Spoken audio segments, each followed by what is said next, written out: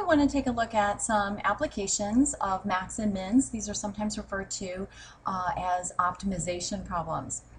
In this first one, we have a garden center. They're estimating their number of baskets that they're going to sell, calling it N, of some amaryllises after spending a certain amount on advertising, and they say it's A dollars. So N is, this answer over here is going to be the number of baskets, A is going to be the number of dollars spent on advertising, but I have to note, it tells me further, A is measured in thousands of dollars. So a 2 actually represents 2,000.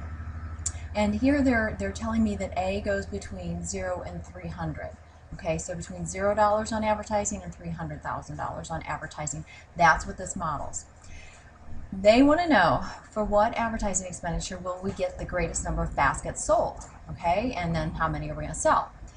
So they want to know what's the biggest bang for their buck. Well, if you look at this function, what do you notice? It's a quadratic. That means it's a parabola because it's a square function. Further, it's got a minus sign here, which means it actually opens downward. And if it opens downward, then it's going to have a peak somewhere, and that's what we're supposed to find, that maximum. So we're going to use our calculators to do that. We're not going to do this by hand. We're going to go ahead, and here's my calculator. I've gone ahead and I've put the equation in here, right? And then I've changed my window. Why am I using 0 to 300? Well, if I scoot this over, it tells me that this model's good for 0 to 300. So I use that. Change your window based on what they give you here for your domain. Right? I don't worry about the y's. Let's just see what happens. I hit the graph, and yeah, not too interesting, right? We're kind of missing the whole parabola.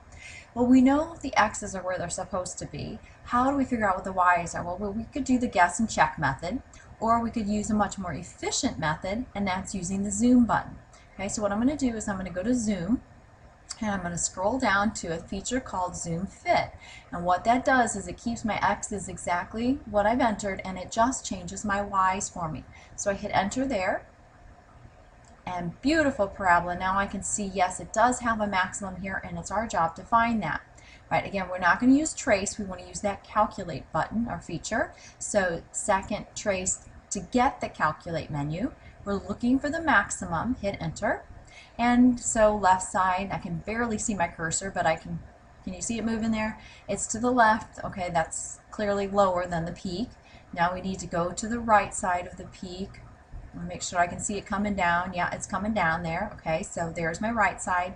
And then I want to guess right about there.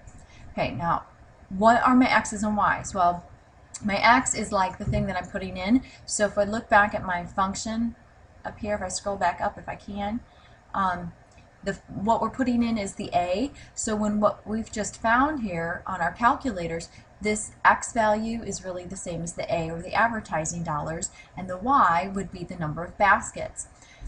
When I did this for the screenshot for the notes, my calculator gave me this little bit of a bizarre number with these extra zeros.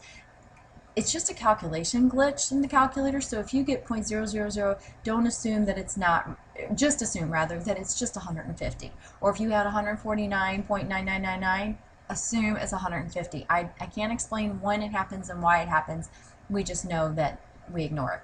Okay, so this is my A, or advertising dollars, and it's in thousands, so it's $150,000 they should spend on advertising, and that will yield supposedly a sale of 22,506 baskets.